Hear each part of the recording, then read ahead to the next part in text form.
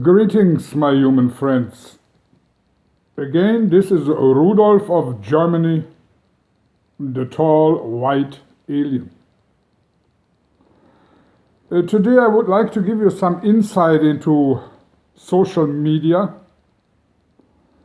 and an aspect of it which maybe none of you have heard of, since I like to make disclosures very much unknown before and exclusive to this channel.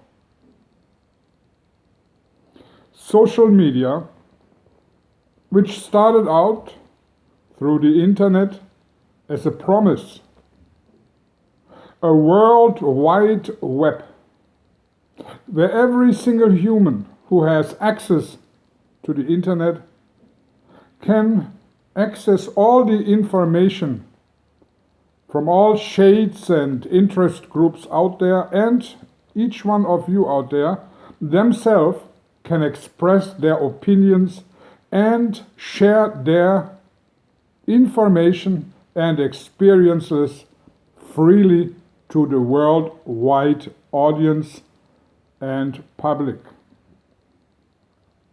This is what was promised. A social way, a way for every single human to have a voice and be able to freely express that voice. For a while it worked. Naturally, large media outlets had their first take.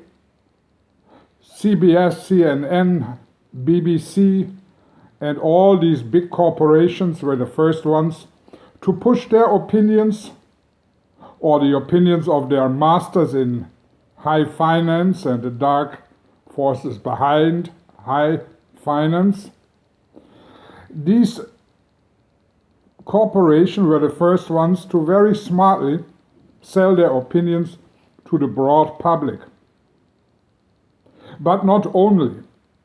Over time and over the years, more and more smaller groups and eventually also individuals started to getting a much bigger audience, and eventually people who were completely unknown and expert groups nobody heard of before started to appear on the World Wide Web, and humans, ordinary humans from all walks of life, anywhere in the world, could get their information and dig into and research for information and the truth on their very own. And that was the whole idea about social media and the internet for all. In the old days, when there was no internet, people had to go to the newsstand, or the paper boy was delivering the newspaper onto their lawn in the morning. Naturally, newspapers have also been influenced by the power players in the world, and whatever information you may have gotten in the past from a handful of newspapers available, all this information was manipulated from the high finance and the evil forces behind it. But you had a choice of newspapers. Some had a coloration of the right, the others from the left, and eventually you build yourself one of these simple opinions which were offered to you. But not everybody was reading the newspaper in the morning back then, 30, 40, 50 years ago. But let's say half of the population got a newspaper and were only reading certain parts of that newspaper once a day in the morning. And whatever they were reading necessarily did not have any kind of connection to politics and whatever politics was deciding for the people. Today it's a bit different. Today everybody has a smartphone and other ways of entering the internet, and not only once in the morning you get some kind of a paper where you may or may not read some little article about politics. Today you have this device right in your hand and you access at the average of 10 times per day or more news information which is being fed to you. So it's not only that you worldwide get a small amount of choice of newspapers, but you can, from all kinds of sources, different sources of different spectrums of interest, get information not only once, but 10, 20, 30 times per day. So the influence of the mind has increased a minimum of tenfold. The possibility for high finance and the evil forces who lead high finance, the influence of the power players has increased a minimum of tenfold up onto the minds of the public. But, of course, as it was promised, it's an open playing field, and everybody can voice their opinion on the internet and in social media. So people were thinking, okay, there's an enormous onslaught of information coming to me. But this information is not only from official side, but anybody can voice their opinion. False. The internet was not made for the whole world to be able to inform themselves however they want. After initial few years, which I have been ending lately, there has been a tactical adjustment taking place and getting their foot into the door. And the adjustment is simply that certain voices which the high finance and its evil ruling hand over it don't like, just being shut out of the internet, shut out of social media altogether. That means that, for example, Google and YouTube are making sure that certain videos which are not favorable to the power players are simply falling onto the sidelines, and even into the count of clicks and the viewership, just not being put into the ranks where they belong. I had made a video about 2 years ago which had an average of about 2,000 to 3,000 clicks per day until recently. All of a sudden, the ranking of my video, which was probably the first one of its kind in the internet altogether, was not being found anymore. Nobody who was looking for it could find it anymore, and it took some time and digging and maybe some suggestion by outsiders and sending by links that you can see this video altogether. It was the video "White People Are Not Human." Not one of my best, of course, but one of, if not the most popular one. Today it has been put onto the sidelines. Hardly anybody can watch it because it cannot be found. This should be only an example of all the other videos and all the other articles and all the other opinions out there in the World Wide Web and in social media, which cannot be heard anymore because a selective process has been taking place. Was this meant from the very beginning to go that way?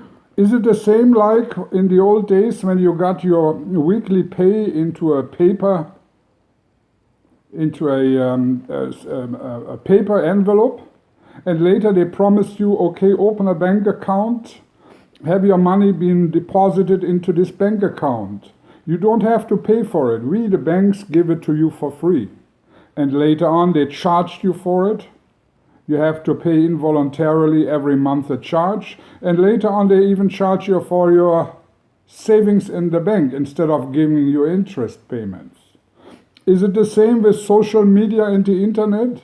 That in the beginning the whole world has a voice freely and everybody can tap into it as they wish, only a few years later to be weeded out, and only the voice and the opinions of the power group on top, the silent group which is controlling the world, has openly or covertly the voice on the internet, and everything which is critical about it is slowly falling away onto the wayside? Yes, this is the process we are in right now.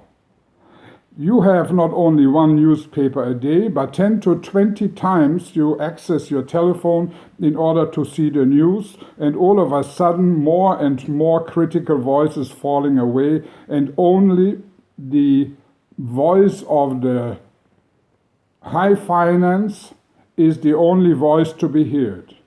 Instead of only one time a day being a little influenced, you are full power influenced 10 times a day, and your mind is being taken in by the very same people as before who had the control over the media.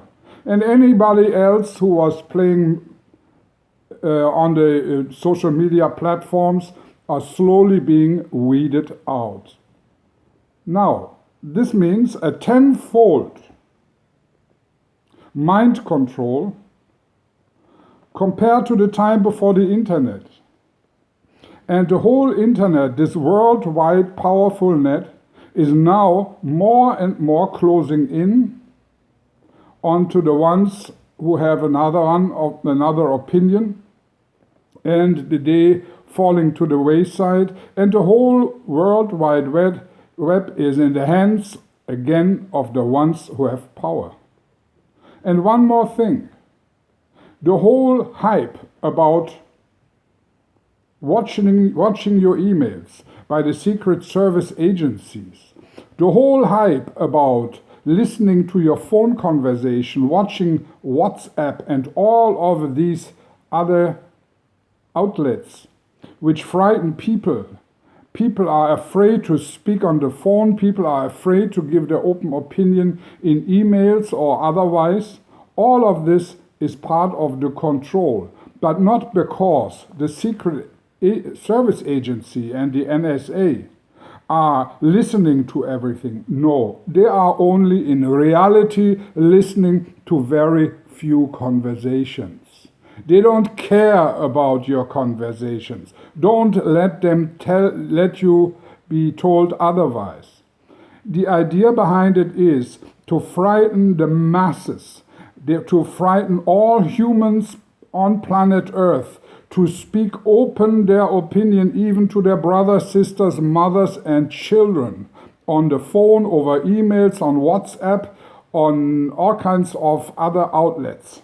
The idea is to frighten people. If you speak your opinion, which is not completely politically correct or mainstream, we are listening to you. We making records of you, and we will use these records eventually against you. Only this statement alone is enough for them.